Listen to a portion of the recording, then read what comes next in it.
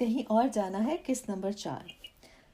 اللہ تعالیٰ جنت کی بات کرتے ہوئے فرماتا ہے حتی اذا جاؤہا وفتحت ابوابہا، تم اپنے گھر تک پہنچ گئے اور تمہارے لیے آہستہ آہستہ دروازے کھولے گئے، جنت کی خوبصورتیاں، تمہارے انعامات تم پر عیاں ہونے شروع ہوئے۔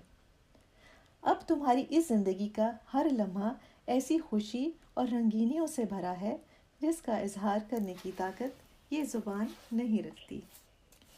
اور ہم جنت میں داخل ہوں گے زمرہ کی صورت میں۔ یہ زمرہ کیا ہوتا ہے؟ زمرہ ہوتا ہے گروپس۔ تو ہم زمرہ کی صورت میں کیوں داخل ہوں گے؟ کیونکہ خوشی کو منانے کے لیے ہمیں اپنے سے اپنے پیارے لوگوں کا ساتھ چاہیے ہوتا ہے۔ ہم خوشیاں اکیلے نہیں مل جل کر مناتے ہیں۔ ہم اس دنیا میں بھی جب خوش ہوتے ہیں تو اپنے عزیز و اقارب کو مدعو کرتے ہیں، چراغاں کرتے ہیں، طرح طرح کے کھانوں کا انتظام کرتے ہیں۔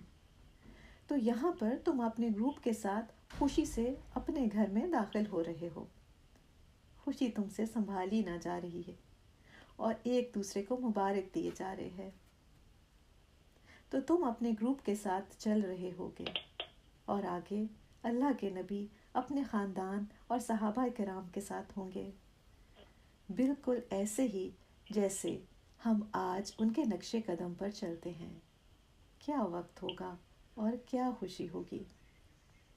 اور اب اگر آپ چاہتے ہیں کہ جنت کے دروازوں سے آپ کو پکارا جائے تو اللہ کے نبی نے فرمایا کہ بے شک ایک فرشتہ جنت کے دروازوں میں سے ایک دروازے سے پکار رہا ہے کہ جو بھی آج اچھا قرض دے گا کل انعامات سے نوازا جائے گا۔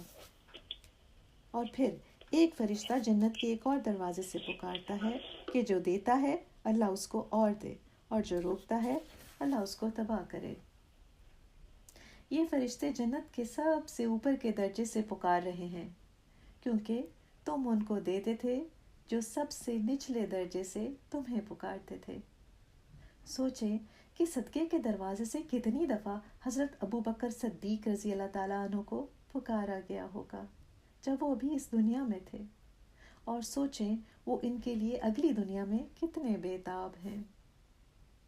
ذرا سوچیں آپ ان کو خود کے لیے کتنے بےتاب چاہتے ہیں، اور اتنی ہی محنت آج کریں ہم۔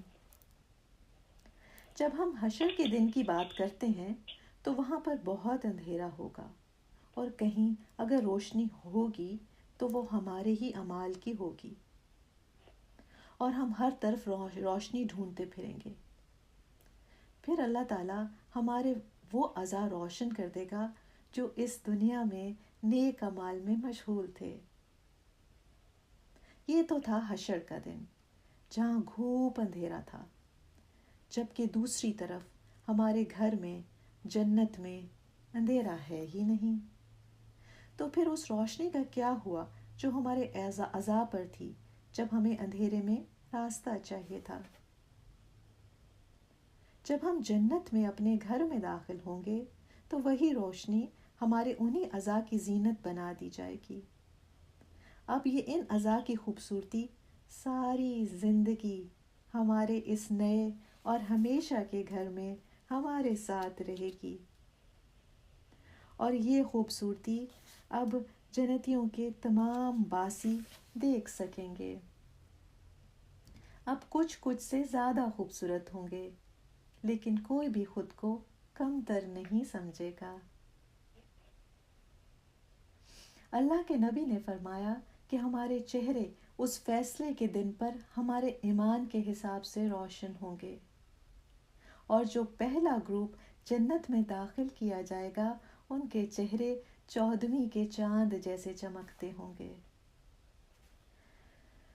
اب جنت میں ہم کیسے دکھتے ہوں گے، ان کو کیا کیا لذتیں، آسائشیں، خوشیاں، سکون ہوگا، ان کو دنیاوی علوم کی بنیاد پر بیان کرنا تو ممکن ہی نہیں۔ اللہ کے نبی نے فرمایا کہ جنت کے لوگ آدم کی طرح کے ہوں گے، جن کی عمر ڈیل ڈول کیسی ہوگی کہ جنت کے مزے اٹھا سکیں۔ یہ دیکھتے ہیں اس سفر کے اگلے حصے میں۔